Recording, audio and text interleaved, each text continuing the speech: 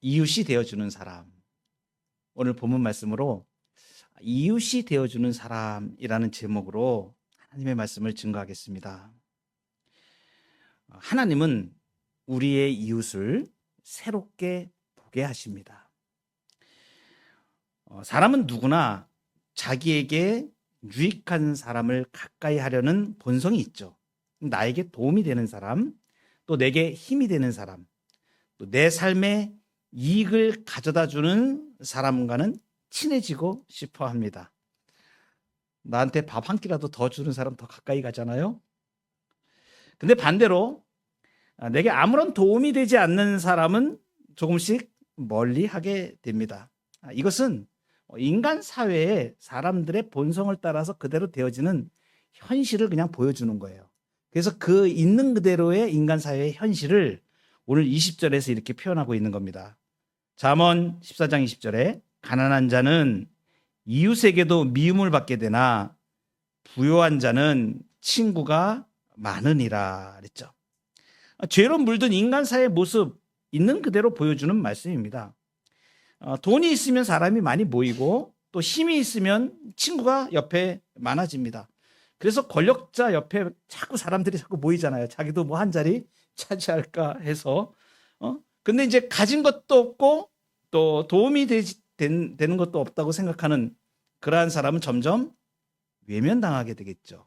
이것을 사회에서는 소외라는 말로 표현을 합니다. 돈도 없으면 소외당하고 능력도 없으면 소외당하고, 그죠?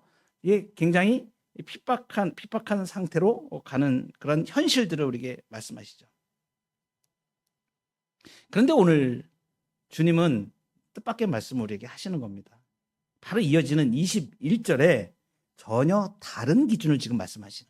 세상은 그러한데 그러면 21절에 보니까 이웃을 업신여기는 자는 죄를 범하는 자요, 빈곤한 자를 불쌍히 여기는 자는 복이 있는 자니라.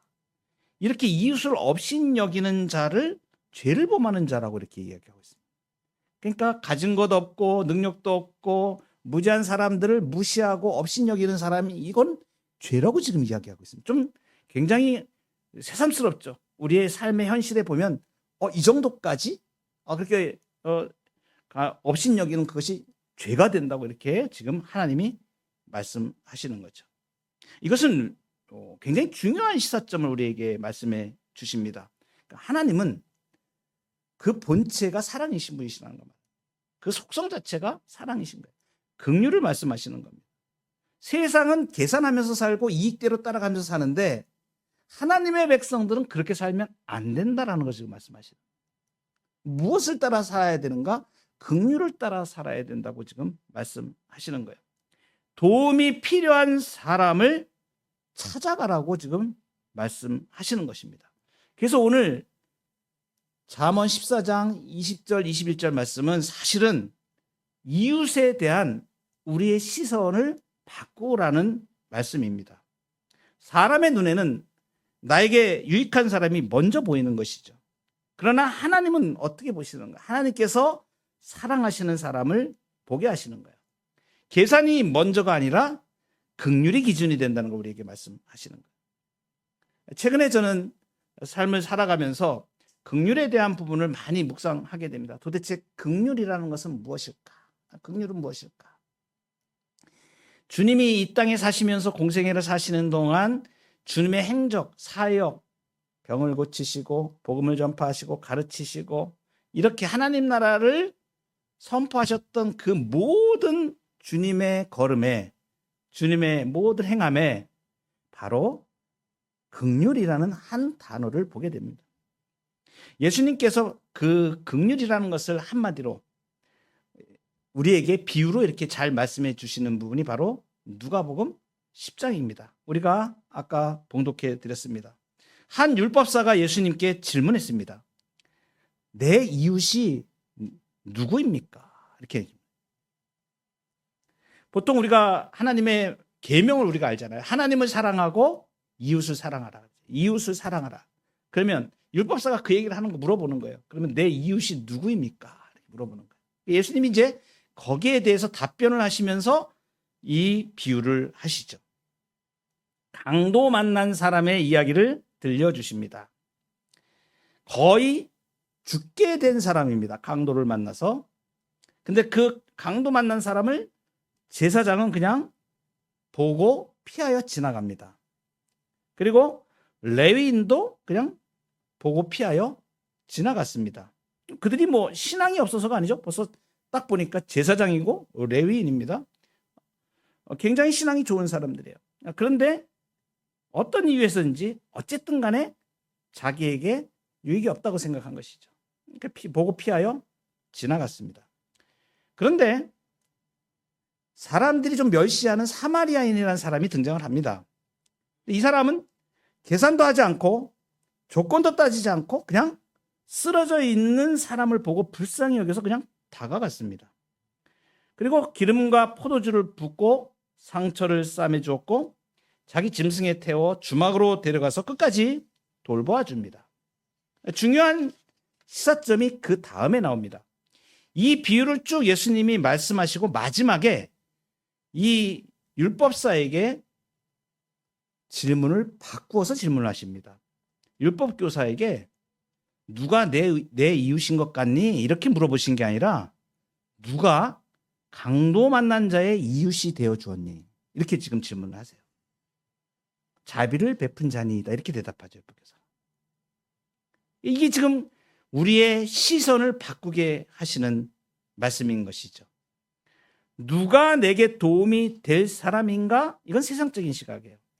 그리고 좀 하나님의 말씀을 지키겠다고 하는 사람이 생각하는 게 뭐냐면 그러면 누가 내 이웃인가를 생각하게 되죠. 그런데 주님은 지금 이 말씀을 하시는 거예요. 누가 내 이웃인가 그걸 뛰어넘어서 내가 누구의 이웃이 되어줄 것인가. 다르죠? 가정에서 도움이 필요한 가족이 있을 수도 있습니다. 또 교회 안에 위로가 필요한 성도가 있을 수 있습니다. 직장에서도 역시 마찬가지로 외롭게 홀로 싸우는 동료가 있을 수 있습니다. 우리 이웃 중에 경제적으로 어렵고 몸과 마음이 지쳐있는 사람이 우리 곁에 있을 수 있습니다. 필요죠. 그 필요를 따라서 그 사람에게 다가가는 것. 내가 강도 만난 자의 이웃이 되어주는 거죠. 여러분, 강도 만났다는 것은 거반 죽게 되었다는 것을 말합니다. 자기에 있는 것을 다 털렸을 뿐만 아니라 이제 조금 있으면 생명까지 지금 이룰 수 있는 그런 상태가 된 것을 말하는 거예요. 사실은 우리의 이웃 중에 육체적인 필요도 많이 있지만 더 필요한 것은 영적인 필요를 볼 수 있어요. 진짜 제가 복음을 전하면서 주님의 사역을 하는 동안에 보는 일들은 이것입니다. 사실 육체적인 어떤 필요들, 좀 가난하고 좀 먹는 거, 질병이 있는 거, 이런 것들의 대다수의 많은 문제들은 어디에 연관되냐면 영적인 문제하고 연결이 되어 있는 거예요. 실제로 가장 그 사람에게 필요한 것은 그 사람이 인생에서 두렵고 떨림으로 허무한 가운데 있는 것, 하나님을 모르는 것이 가장 큰 가난함입니다. 그것이 바뀌면 삶도 다 바뀌거든요. 육체도 바뀌고 또 삶의 질도 바뀌고 통째로 다 바뀌거든요. 근본적으로 영적인 문제에서 죽어있는 상태에서 세상의 허무함을 쫓아 사는 그것이 바로 얼마나 안타까운 그 필요인지 모릅니다. 이번 한 주간에 우리가 이 부분을 한번 생각해 보면 좋겠습니다. 하나님의 마음으로 사람을 바라보자. 나에게 유익을 주는 찾기보다 하나님의 심정으로 예수님의 마음으로 다가갈 수 있어야 됩니다. 내가 누구의 이웃이 되어줄 것인가. 이것을 생각하면 그 내게 가진 내 이웃에 있는 사람의 형편이나 조건이나 그들의 지식 유무나 그런 걸 따지지 않고 하나님의 마음으로 그들의 필요를 볼 수 있습니다. 이것이 이웃을 사랑하는 시선입니다. 하나님께서 지금 우리의 시선을 그렇게 바꾸기를 원하시는 것이죠. 또 하나는 이제 그 시선이 바뀐 시선으로 어떻게 하는가? 하나님은 우리의 사랑을 행동으로 나타내기를 원하세요. 21절에 보면 이웃을 업신여기는 자는 죄를 범하는 자요 빈곤한 자를 불쌍히 여기는 자는 복이 있는 자니라 이렇게 말씀하십니다. 이 21절은 이웃을 향한 하나님의 마음을 한 걸음 더 깊이 보여줍니다.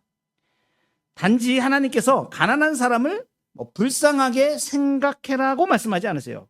오늘 말씀을 잘 보셔야 됩니다. 불쌍히 여기라 이렇게 말씀. 이 불쌍히 여긴다라는 걸 우리가 잘못 오해하면 그냥 마음으로 긍휼의 마음을 품고 이 사람들을 좀 긍휼하게 여겨야 되겠구나 이런 감정적인 표현으로 생각하기 쉬운데 이 말씀은 그 뜻이 아닙니다. 이 히브리어로 이 원문에 하나니라고 되어 있는데 이거는 무슨 뜻을 얘기하냐면 은혜를 베풀어서 실제로 도움을 주는 걸 말합니다. 실제로 도움을 주다. 그러니까 마음으로만 안타까워하는 게 아니고 내 손과 발이 움직여서 상대를 살려내는 행동을 하는 거예요. 신앙인의 신앙은 어디서 능력이 드러나냐면 하나님의 말씀을 받고 내 심령에 고백하고 그 신앙 고백이 되어서 그 신앙 고백이 손과 발을 통하여 나아갈 때 능력이 나타나는 거예요. 내 안에 그냥 머물고 있으면 그것은 나의 신앙으로 고백으로 충분합니다. 그러나 그 능력이 나타나는 거, 하나님의 말씀이 능력이 나타나는 것은 그 말씀이 진짜 나에게 손과 발로 흘러갈 수 있는 단계까지 나아가야 됩니다. 이것이 이웃을 사랑하는 가장 중요한 것입니다. 행동으로 나타나는 것이죠. 그래서 이 불쌍히 여긴다, 이것은 마음속에 있는 선한 감정뿐만이 아니라 실천하는 사랑을 말씀하시는 거예요. 여러분, 그래서 이 누가복음 10장에서 선한 사마리아인에 대한 내용을 비유로 주님이 말씀하실 때 그 사마리아인이 한 행동이 그 하나하나 그 동작 하나하나가 굉장히 큰 의미를 줍니다. 강도를 만나 피투성이가 되어 길가에 쓰러진 사람이 있었습니다. 제사장도 피하여 그냥 지나갔고, 성경에 보면 그대로 표현합니다. 제사장은 보고 피하여 지나갔다. 레위인도 보고 피하여 지나갑니다. 외면해버리는 거예요. 그런데 이 사람이 불쌍한 사람이라는 거 알잖아요. 제사장도 알고 레위인도 알고 그렇잖아요. 나름대로 무슨 이유가 있었겠죠. 신학자들이 얘기할 때는 제사장 같은 경우에는 이게 시체를 만지게 되면 부정하게 되니까 율법을 지키기 위해서 아마 죽은 것으로 생각하고 그래서 아마 피하여 갔을 것이다. 이렇게 합리적인 얘기들을 하기도 합니다. 어쨌든 간에 레위인도 마찬가지고요. 어쨌든 간에 이것이 말하는 것들은 무엇입니까? 긍휼히 여기는 것보다 다른 어떤 이유가 자기에게 더 컸다는 거잖아요. 그러니까 하나님께서 말씀하시는 건, 주님께서 말씀하시는 건 바로 이거예요. 어떠한 이유보다도 그것이 종교적인 어떤 행위이지 뭐든 간에도 긍휼이 우선이라는 걸 지금 말씀해 주시는 거예요. 굉장히 중요한 말씀을 지금 하시는 거죠. 근데 사실은 이 사마리아인의 비유를 지금 말씀하실 때 주님이 의도적으로 선한 사마리아인을 등장을 시켜요, 사실은. 왜 그러냐면 그 당시에 이스라엘의 종교 지도자들 전부 다 유력한 자들이었잖아요. 바리새인들과, 그죠? 그 종교에 정말 하나님을 잘 섬긴다고 하는 대표적인 사람들이 제사장 레위인들 아닙니까? 근데 그들이 보고 피하여 갔다는 것은 지금 의도적으로 주님이 말씀하시는 거예요. 너희들이 제사는 신경을 쓰는데 긍휼은 버렸다. 지금 그걸 지금 말씀하시는 거예요. 너희는 가서 내가 긍휼을 원하고 제사를 원하지 아니하노라 하신 뜻이 무엇인지 배우라고 나중에 마태복음 9장 13절에 주님 말씀하시잖아요. 나는 의인을 부르러 온 것이 아니라 죄인을 부르러 왔다고 말씀하시죠. 그러니까 이것은 무엇이냐면 긍휼이 우선인 것을 말합니다. 긍휼의 법보다 우선한 것이 없습니다. 야고보서의 2장 13절에 보면 이런 말씀이 나와요. 긍휼이 없는 자에게는 긍휼 없는 심판이 임한다고 얘기합니다. 모든 심판보다 긍휼은 더 자랑을 한다고 얘기를 해요. 그러니까 주님께서 이 말씀하시는 이 뜻 안에는 긍휼히 여기는 이 뜻 안에는 정말 그것을 가장 우선해야 된다는 것을 우리에게 말씀하시는 거예요. 손발을 움직여서 살려내야 되는 거예요. 이 사마리아인이 어떻게 했습니까? 제사장과 레위인하고는 정반대로 행동을 하죠. 완전히 다릅니다. 그를 보고 불쌍히 여겼다라고 누가복음 10장 30절에 말씀인데, 불쌍히 여겼다 이렇게 얘기합니다. 이 불쌍히 여겼다, 이 헬라어 뜻으로 이제 아까는 제가 히브리어 하나니라고 말씀드렸는데, 신약 성경에 기록된 이 불쌍히 여겼다, 예전 번역에는 측은히 여겼다 이렇게 번역하기도 했는데, 그 헬라어 단어 뜻이 뭐냐면 창자가 끊어지는 것 같은 아픔을 가지고 긍휼히 여긴 겁니다. 보통의 마음이 아니죠. 그러니까 완전히 내가 창자가 끊어지는 것 같은 심정으로 지금 다가가는 걸 말이에요. 그러니까 자동적으로 그 긍휼의 마음을 가지고 그 강도 만난 자에게 다가가는 거죠. 그리고 상처에 기름과 포도주를 부었습니다. 행동을 잘 보세요. 자기 옷으로 상처를 싸매었습니다. 자기가 타고 가던 짐승에 그를 태웁니다. 그리고 주막으로 데려가서요, 밤새도록 돌봤다 그래요. 이 사람의 행동을 보면 손과 발이 진짜 그 강도 만난 사람을 살려내기 위한 모든 행동을 다 하고 있는 거예요. 최선을 다해서 그 일을 지금 하고 있는 걸 봅니다. 그리고 이제 자기 여행 가는 그 목적지가 있으니까 가긴 가야 되는데, 그리고 다음 날에 그 주막에 있는 주인에게 데나리온 돈을 주면서 돌봐달라고 부탁까지 합니다. 자기 돈까지 다 내죠. 그 돈이 더 들면, 비용이 만약에 더 들면 좀 해주십시오. 내가 돌아오는 길에 내가 갚도록 하겠습니다. 너무 상상 이상이죠. 그러니까 자기의 온 몸과 행동과 시간과 자기의 온 물질을 다 들여서 지금 이 강도 만난 사람을 돌보는 거예요. 예수님이 이 말씀을 지금 하시는 거는 뭐냐면 이게 긍휼이라고 지금 보여주시는 거예요. 이게 긍휼이다.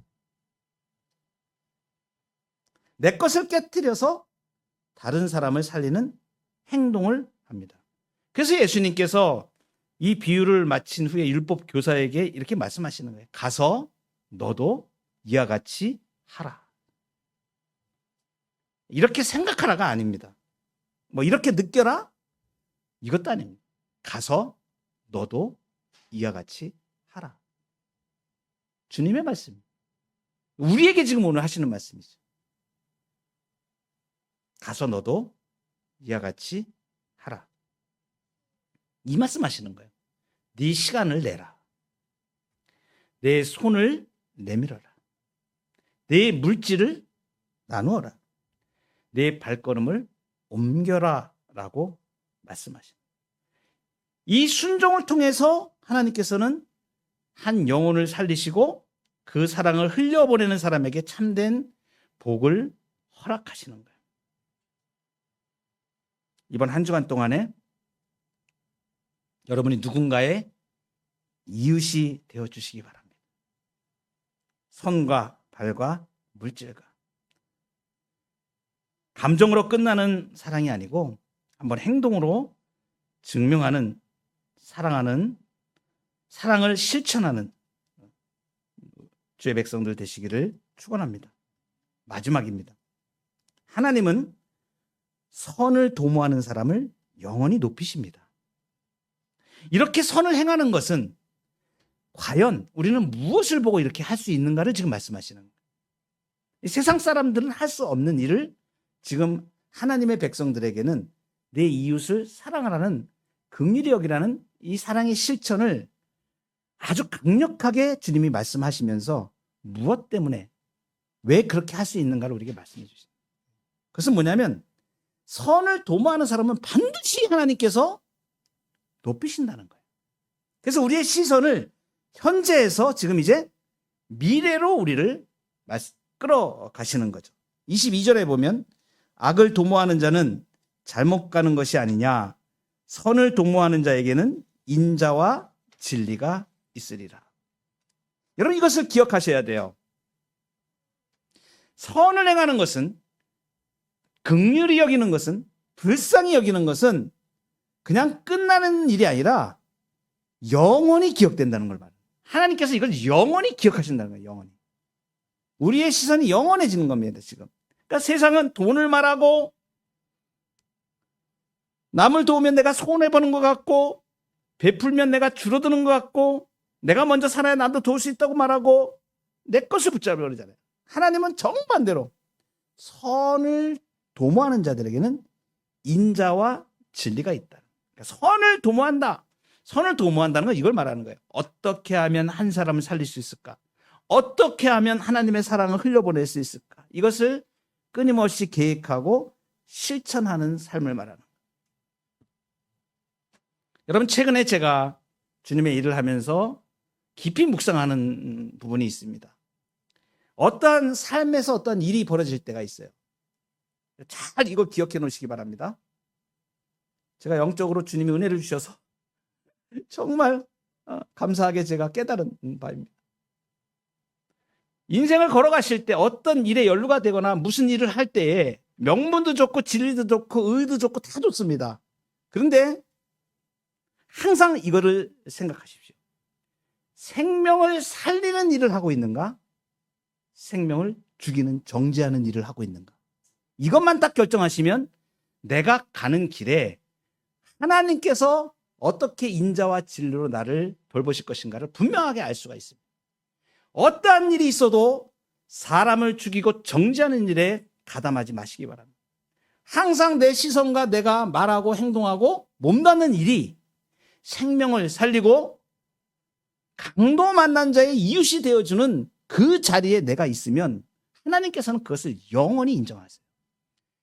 이것이 하나님이 주시는 축복입니다. 절대로 죽이는 일에, 정죄하는 일에 가담하지 마십시오. 생명을 살리는 일에, 만약에 그 생명을 살리는 일이 나에게 종교적인 어떤 문제를 갖다가 가져온다고 하더라도 하나님은 인정하십니다. 바로 예수님이 말씀하신 레인도 피해가고 제사장도 피해갔지만, 그죠? 그 강도 만난 자의 이웃이 되어진 자를 주님이 말씀하시는 게 바로 긍휼의 법인 것입니다. 그래서 긍휼이 심판을 이기는 거예요. 긍휼이 죄를 이기는 겁니다. 긍휼이 정죄를 이기는 겁니다. 여러분 이것을 꼭 기억하시기 바랍니다. 악을 도모하는 사람들이 있어요. 어떻게 하면 더 많이 가질까? 어떻게 하면 더 유리할까? 어떻게 하면 손해를 피하며 갈까? 그러다가 진짜 악한 자들은 어떻게 하면 남을 죽일까? 왜냐하면 그 자를 죽여야 내가 이익을 볼 수 있으니까. 이렇게까지 가게 되는 거예요. 세상의 법칙은 그렇습니다. 이거 악을 도모하는 자들. 그래서 의를 내세워서 죽이는 일에 가담하는 자들은 정말로 바리새인과 같은 자들입니다. 그 바리새인들은 지금 예수님이 그 앞에서 그들 질타하고 계시는 거예요. 지금 너희들이 바로 제사장, 레위인, 너희들이 지금 긍휼을 잃어버리고 지금 이렇게 살고 있는 자들. 악을 도모하는 자는 결국은 그릇된 길로 갑니다. 그러나 선을 도모하는 자에게는 반드시 오늘 22절 말씀에 인자와 진리가 함께한다. 그리고 그 긍휼이 심판을 반드시 이겨낸다고 하는 것을 증명을 했어요. 19절에 보시면 이렇게 말씀하십니다. 악인은 선인 앞에 엎드리고 불의한 자는 의인의 문에 엎드리니라. 악인은 선인 앞에 굴복할 수밖에 없다는 것을 말합니다. 긍휼이 이긴다는 걸 말하는 거예요. 긍휼이 승리한다는 것을 말합니다. 처음에는 악인이 성공하는 것처럼 보이고 정직한 사람이 손해보는 것처럼 보입니다. 그러나 하나님 나라에서는 반드시 역전이 일어나는 걸 지금 말씀하시는 거예요. 마지막에 의인을 높이고 선을 행한 사람을 영화롭게 하시는 거예요. 이게 선을 도모하는 삶입니다. 2차 세계대전 당시에 아마 잘 아시는 분도 계실 거예요. 영화로 나왔기 때문에 신들러 리스트라고 하고 혹시 영화들 아마 보셨을 겁니다. 거기 독일의 사업가 2차 세계대전 당시에 독일의 사업가 오스카 신들러라는 사람이 나오죠. 돈을 벌기 위해서 공장을 운영합니다. 유대인들의 이 값싼 노동력으로 돈을 많이 법니다. 근데 시간이 흐르다가 그 나치 정권에서 유대인들을 학살하는 모습을 이제 보게 되죠. 이 신들러가 그 모습을 보면서 인생이 이제 바뀌죠. 자기가 재산을 더 모으고 그렇게 하는 것이 아니라 이 돈을 가지고 유대인들의 생명을 사기 시작하죠. 죽는 사람들을 빼돌려서 이제 그 나치 포로 수용소에서 내보내는 일을 전략적으로 이렇게 하는 겁니다. 나치 장교들에게 뇌물도 주고 또 공장 막 이용해가지고 명단을 이렇게 올리지 않습니까? 그래서 그 영화 제목이 신들러 리스트라고 이렇게 돼 있죠. 자신의 전 재산을 쏟아부어가지고 무려 1,100명이 넘는 생명을 구해냅니다. 전쟁이 끝나는 날 신들러는 그 살아남은 유대인들과 이제 작별을 합니다. 그때 이 신들러가 자기의 자동차를 바라보고 있다가 갑자기 울음을 터뜨립니다. 이 차를 내가 팔았더라면 한 사람 더 살릴 수 있었을 텐데. 그리고 손에 끼고 있던 금반지를 보면서 또 울죠. 이 반지를 내가 팔았더라면 한 사람 더 살릴 수 있었을 텐데.